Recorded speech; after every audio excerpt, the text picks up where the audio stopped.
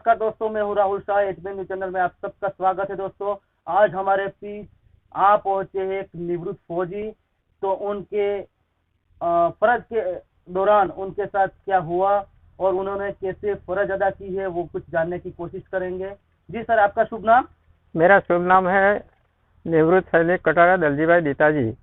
मुकाम पोस्ट अचोरीमाला, तालुका भिलोड़ा, जिला अरवली का रहवासी छूँ। जी सर, आपको फौज में जाने की प्रेरणा कहाँ से मिली सर? हाँ, जी सर, मेरा સ્ટુડન્ટ્સ લાઈફ થી મને એવું લાગતું હતું જ્યારે મેં અમારા સંબંધીઓના કોઈ ફૌજમાં નોકરી કરતા હતા, એમને જોઈને મને એવી પ્રશંસા દિલમાં થતી કે એક ને એક સમય હું આ ફૌજ વિભાગે જવાની મને બહુ ઈચ્છા હતી। જે ઈચ્છાને અનુલક્ષીને મેં મારો અભ્યાસક્રમ પૂરો કરી અને થોડા સમય મેં પ્રાઇવેટ અને સ્કૂલમાં આ રીતે થોડી સેવા આપી। એમાં મને એક સમય ન્યૂઝ પેપરમાં સંદેશમાં એવું જાણવા મળ્યું કે આર્મી ક્લર્કની ભરતી છે। તો મારા સ્ટાફના મિત્રોએ મને કીધું કે તમે આ આર્મી ક્લર્કની નોકરી છે, તો જો તમારી ઈચ્છા હોય તો ટ્રાય કરી શકો છો।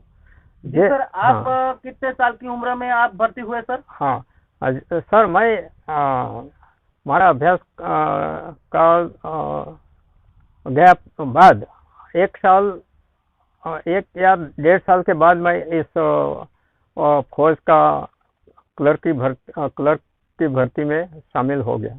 जी सर, आर्मी जवान की जिंदगी कैसी होती है सर? आर्मी जवान की जिंदगी तो इतनी सी बहु जैसे हमको यहाँ स्थानिकों को तो देखने में बहुत सरल सी लगती है, किंतु इतनी सी कठिन से कठिन और इतनी दुर्गम राहों पर फौज की लाइफ होती है, जो इसके बारे में तो अभी के जितने अभ्यासी हैं उनको सब पता है।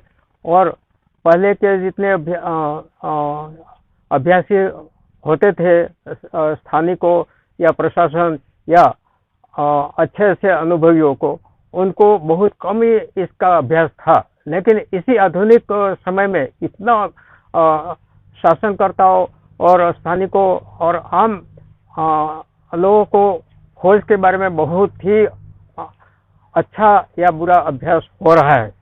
जी सर, भारत देश के कौन से युद्ध में आपने भाग लिया सर? हाँ जी, मैंने स्टूडेंट्स लाइफ से मैं सुनता था कि 1962 में चाइना युद्ध में घनी बहुत ही तादाद में अपने पीछे हट हुई थी। आगे पीछे बहुत ही सैनिकों कैजुअलिटी हुई थी। ये सब हम स्टूडेंट्स लाइफ में सुनते थे। तो सुनते सुनते हमको ये पता लगा कि एक न एक दिवस आर्मी में जाएंगे और आर्मी का जैसे अभी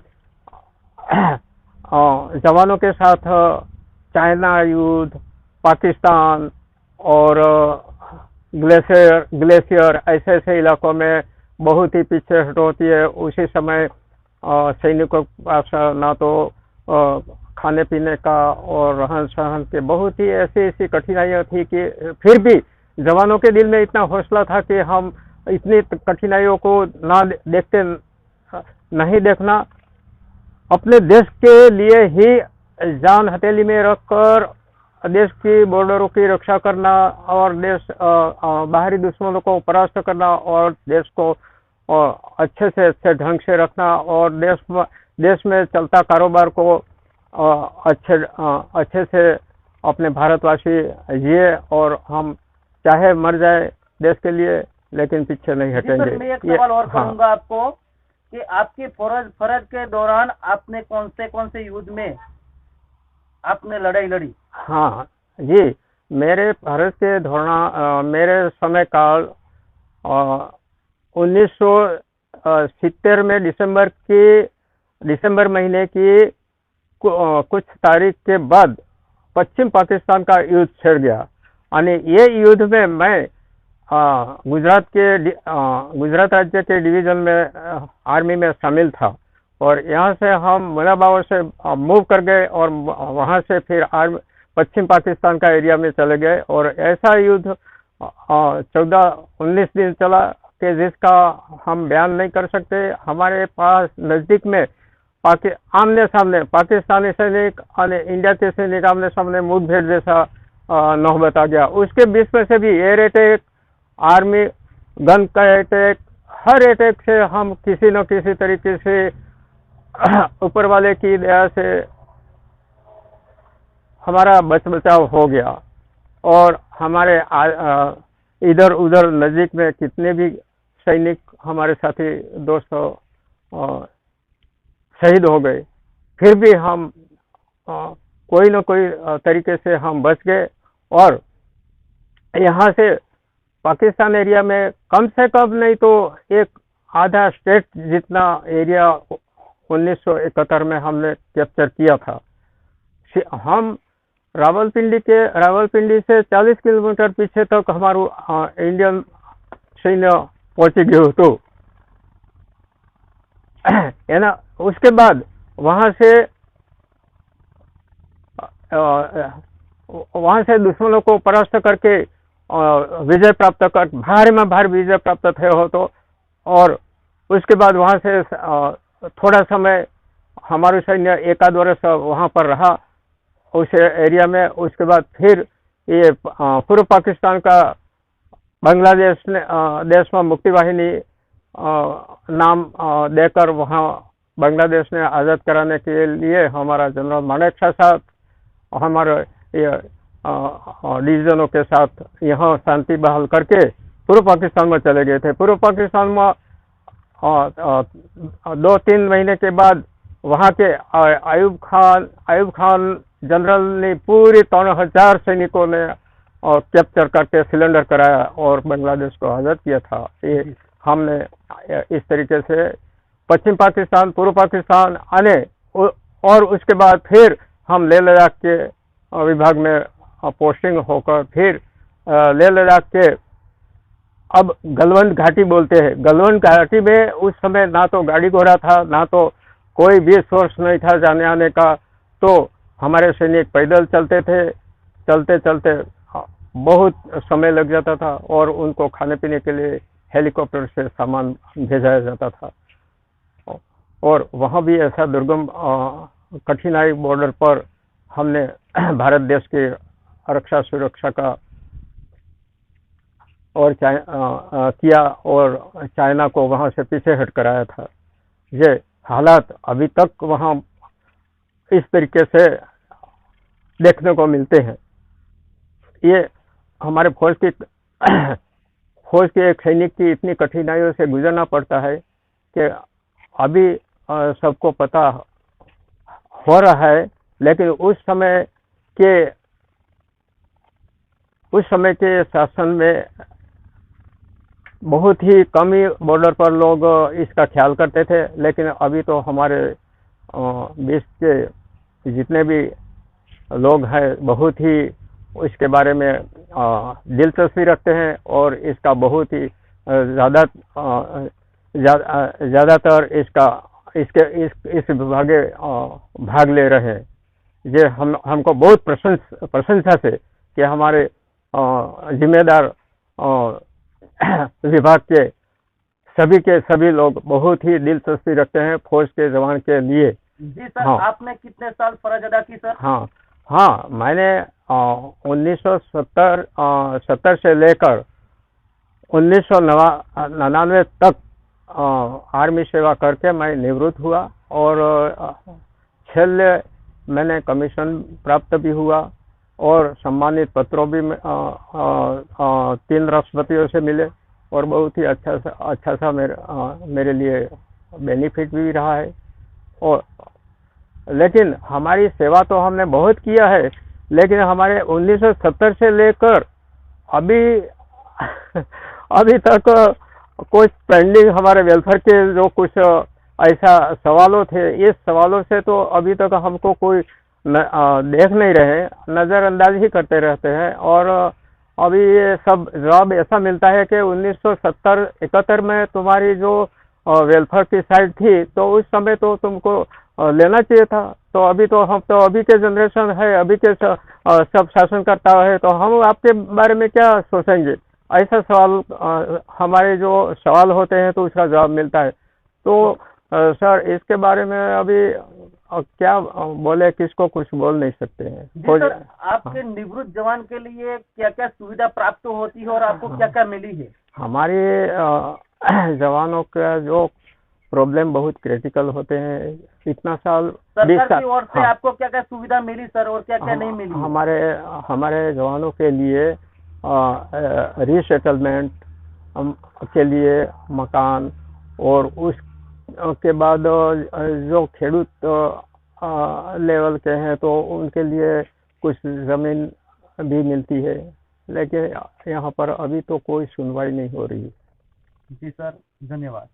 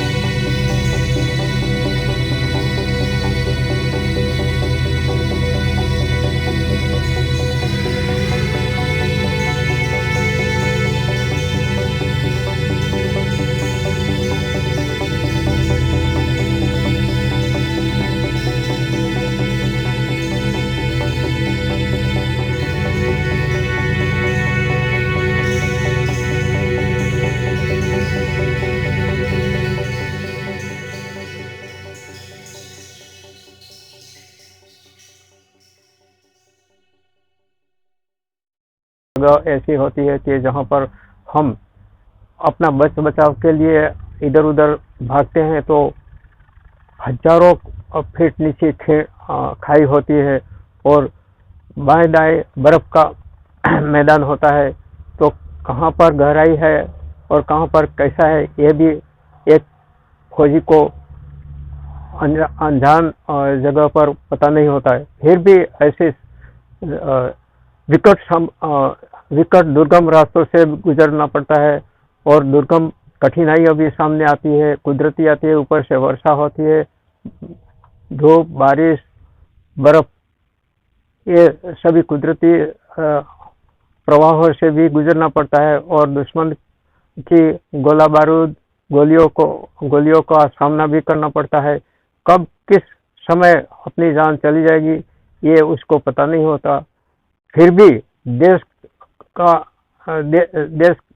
की बॉर्डर की रक्षा के लिए उसने अपना सौगंध खाई है, तो उसको निभाने के लिए वो अपने माता पिता, भाई बहन, अपने बच्चों की किसी की परवाह किए हुए देश के लिए लगा रहता है।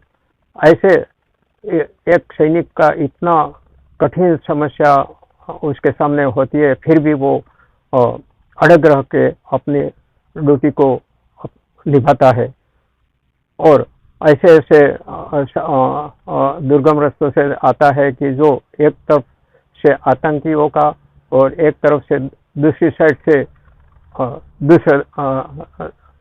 दूसरे देश का दुश्मनों की उसको सामना करना पड़ता है। ऐसे पोजीशन में वो चारों तरफ से घिरा रहता है। तो उसको ये पता नहीं होता कि मैंने खाना खाया है या मैंने पानी पिया है, ये भी उसके दिल में नहीं आता। ये किसके लिए? देश के लिए होता है। फिर भी जवान अपना ड्यूटी से कभी भी आगे पीछे नहीं होकर अपना ड्यूटी निभाता है और देश की सुरक्षा और विजय पाने के लिए 24 घंटा उसको 24 घंटा तत्पर रहता है, अपनी ड्यूटी पर तैनात रहता है, और तभी जाकर वो अपने फर्ज को पूरा कर सकता है। और ऐसे ऐसे जगह पर उसको गुजरना पड़ता है कि वहाँ पर कोई ना रास्ता होता है, ना कोई सड़क होती है, ना कोई आने जाने के लिए गाड़ी घोड़ा होता है। उसको ऐसे ऐसे हफ्ता भर पैदल चलना पड़ता है, और जहाँ पर बर्फ होती है, नदी नाले होते हैं, और फिर भी रास्ता एक दूसरे के आमने सामने रास्ता फेंक कर वो अपना रास्ता भी तय करता है। तो उसको ये पता नहीं होता है कि मैं इस नाले को क्रॉस करूंगा तो नीचे पानी खाई है, हाँ खाई है, तो इससे मैं बच कर पार होऊंगा कि नहीं होगा। ये भी उसका एक समस्या, कठिनाई होती है। ऐसा दुर्गम रास्तों से गुजरकर अपना फौजी ड्यूटी निभाता है। अगर कहे तो पूरा जीवन ही हमारा संघर्ष में हो सकता है। फौजी सैनिक का एक पूरा संघर्ष, चारों तरफ से संघर्ष ही संघर्ष होता है। एक तरफ से दुश्मनों का संघर्ष, दूसरी तरफ से कुदरती संघर्ष होता है, और ऐसे इसके बीच में इसको देखते हुए वो अपना ड्यूटी निभाता है और समय काल पूरा करता है। तो सर, आप 1970 में जब आप युद्ध में ही थे, हाँ, तो युद्ध में तो जाहिर सी बात है कि जिंदा वापस लौटना शायद एक स्वप्न जैसा है कि आ भी गए अगर नहीं भी आए, है ना। तो उस दौरान आप वहां पे थे, तो आप तो अभी तो निवृत्त हैं, लेकिन उस कंडीशन में अगर हम वापस जाएं कि आप वहां पे थे, तो उस समय आपको सबसे ज्यादा याद किसकी आ रही थी सर? आपको क्या लग रहा था कि आपके परिवार के कौन से सभ्य आपके सबसे ज्यादा करीबन थे, जो उनको आप याद कर रहे थे कि अब अगर नहीं जा रहा हूँ वापस, तो आपको वो ऐसे दिल के अंदर आपको एक सवाल खड़ा हुआ होगा और आपको याद हुए होंगे सर? जी सर, आप फिर से मेरे को सवाल करेंगे? बिल्कुल सर। मैं ये कह रहा हूँ कि 1971 में आप बिल्कुल युद्ध में थे सर। तो तब ये तो निश्चित था ही नहीं कि वापस आ सकते हो या नहीं आ सकते हो, सर। हाँ जी। तो उस दौरान आपको किसकी याद सबसे ज्यादा आ रही थी वहाँ पे? हाँ सर, आपका सवाल बहुत ही अच्छा है। उस समय एक सैनिक के नाते एक सैनिक ने कसम खाई है कि मैं कैसा भी हो, मैं देश के लिए हूँ और देश का ही सब कुछ, मेरा तन में मन में सब कुछ देश के लिए ही हूँ, ये मैंने कसम खाई थी। तो मेरे को उस समय सिर्फ न्यूज़ सल्यूट करती है सर आपके जज्बे को। हाँ, सिर्फ देश के बारे में ही मैं सोचता था कि देश को कैसे भी, देश की बॉर्डरों को ही रक्षा करूंगा, और देश लड़ाई के दौरान में दुश्मनों के सामने किसी न कोई ऐसा मेरी तरफ से आंच न आए, और ना कोई देश को कोई ऐसा नुकसान न हो, ऐसा सोचकर हम अपने साथियों के साथ 24 घंटा अपना दुश्मनों के सामने उनकी गोला बारूद का जवाब देते रहे।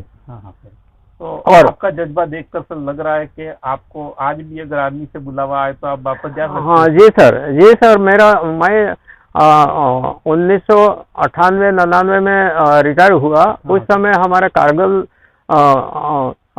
पाकिस्तान का और अपना इंडिया का कारगिल क्षेत्र से पाकिस्तान ने चढ़ाई कर दिया था। एक बाजू हमारा प्राइम मिनिस्टर साहब अपने सुलह शांति के लिए बस लेकर पाकिस्तान में गए, और दूसरी तरफ से हमारे शरीफ प्रधानमंत्री ने चढ़ाई करवा दिया। तो उस समय हमारे लिए रिकॉल कर रहा था सरकार, तो हम उसके लिए तैयार, जाने के लिए मैं तैयार था। मेरे को कोई बोलेगा कि इतनी एज पर भी, अभी मेरा 70-71 वर्ष की एज हो रही है, फिर भी मैं इसी समय भी मेरे को कोई बोलेगा कि आप आ जाओ, तो मैं अभी भी तैयार हूँ।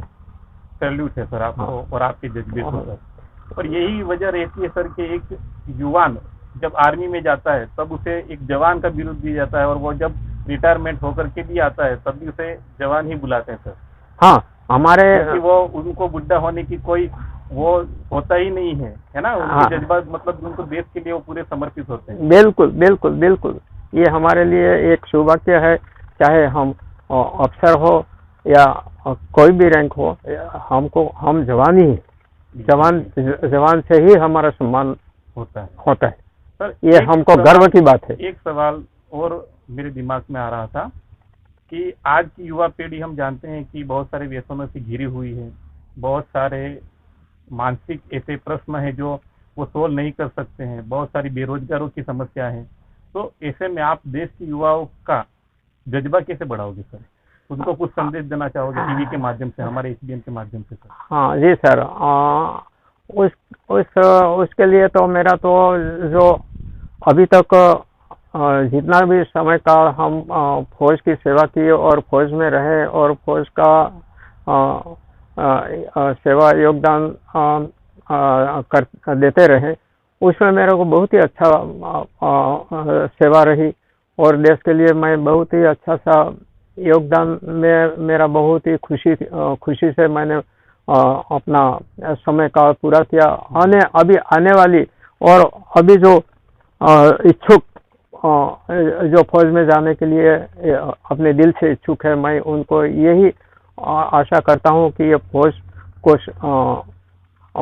में जाए, फौज में अपना भर्ती होए और अपनी लाइफ को अच्छे से अच्छे बनाए, क्योंकि फौज जैसी सर्विस और जगह और विभागे कमी दिखती है। क्योंकि फौज में जो जवान होता है हर साइड से ये वन डिसिप्लिन होता है और निस्वार्थ होता है, और सेवा भी देश की सेवा होती है। देश की सेवा में उसको बहुत ही सारा बेनिफिट भी होता है। अभी इस समय उसके लिए बहुत ही अच्छा बेनिफिट है, और एक देश की सेवा भी है, और हर साइड से हर विभाग से एक आर्मी जवान बहुत ही अच्छा ही रहता है।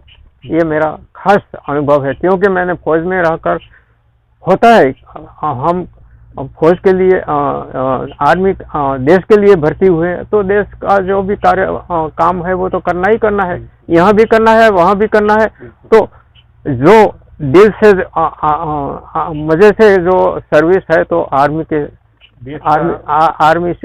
और विभागों से आर्मी बहुत ही अच्छा है। और मेरा यही है कि जो भी आर्मी के बीच में अपनी सेवा दिल से चाहता है, वो बहुत ही अच्छा विभाग है और अच्छा बनेगा। हमारे स्टूडियो में आज हमने बात की आर्मी जवान, निवृत्त जवान श्री कटरा दर्जी जी से। अब उनके धर्मपत्नी भी आज यहाँ पे हमारे साथ स्टूडियो में मौजूद हैं। ये हमारी खुद किस्मती है कि आज हम आर्मी जवानों से तो मिलते ही हैं, लेकिन आज एक उनकी क्या विकट समस्या होती है, जो धर्मपत्नी होती है वो कौन सी समस्याओं से गुजरती है, कौन सी समस्याएं झेलती हैं, वो उनसे लाइव हम जानेंगे। नमस्कार मैडम। हाँ नमस्ते। जब सर जा रहे थे आर्मी में मैम, हाँ। तब आप तो घर पे अकेले ही होते होंगे? जी सर। तो उस वक्त आपको कौन कौन सी समस्याएं झेलनी पड़ती थी मैम? हमारे बहुत समस्या होती है, हमारे बच्चे छोटे छोटे होते हैं, जब हम अकेले होते हैं तो हमारे अनेक कठिनाइयाँ पड़ती है। फिर हमारे को छोटे छोटे बच्चों को छोड़कर इधर उधर जाना पड़ता है, और बच्चों को पढ़ाने के लिए भेजते हैं। जब तक कोई सामान नहीं होता तब तक हम अकेले ही महसूस करते हैं कि हमारे बच्चे को अब क्या लाना क्या नहीं, ये बहुत कठिनाई होती है। हाँ जी मैडम, एक दूसरा सवाल मेरा आपसे है कि जब सर युद्ध के लिए जाते थे तो स्वाभाविक है वहां से वापस आना नहीं आना ये तो भगवान की मर्जी बन जाती है। तो उस स्थिति में आपकी मन की स्थिति क्या रहती थी? हमारे को बहुत डर लगता था कि हमारा पति वापस आएगा कि नहीं। हम बहुत ऐसे ही रात दिन सोचते रहते कि अब हम अकेले हमारे बच्चों के साथ कैसे जिंदगी गुजारेंगे। फिर हम अकेले अकेले रात दिन सोचते रहते थे। और तब तो मैडम शायद मोबाइल वगैरह भी नहीं होगा। ना, नहीं, मोबाइल कुछ नहीं था। बहुत विकट समस्या होती। हाँ, बहुत कठिनाई पड़ती थी। दर्शक मित्रों, अब घड़ी आ गई है हमारे कार्यक्रम को आखिरी मुकाम तक ले जाने की। ये एक ऐसा सिलसिला है दोस्तों कि आपको भी अच्छा नहीं लग रहा होगा और हमको भी अच्छा नहीं लग रहा है, क्योंकि एक आर्मी जवान की लाइफ ऐसी होती है कि जहाँ पे हम खुद उसमें सवालात करते करते उसमें डूब जाते हैं दोस्तों। लेकिन सर यहाँ पे आए हैं, उसके लिए सर को और मैडम दोनों को हमारी SBN न्यूज की ओर से हम तहे दिल से धन्यवाद कहते हैं। और वो जिंदगी में और आगे बढ़े और उनका हौसला और बढ़ता रहे, ऐसी दुआएं करते हैं। ऐसे महान योद्धा और जवानों को हमारी SBN न्यूज दिल से सैल्यूट करती है। जी सर, आपको और आपके चैनल को हमारी तरफ से बहुत बहुत धन्यवाद। आपने मौका दिया हमको स्टूडियो में आने का। जय भारत, जय गरवी गुजरात। जय हिंद, जय भारत, जय गरवी गुजरात।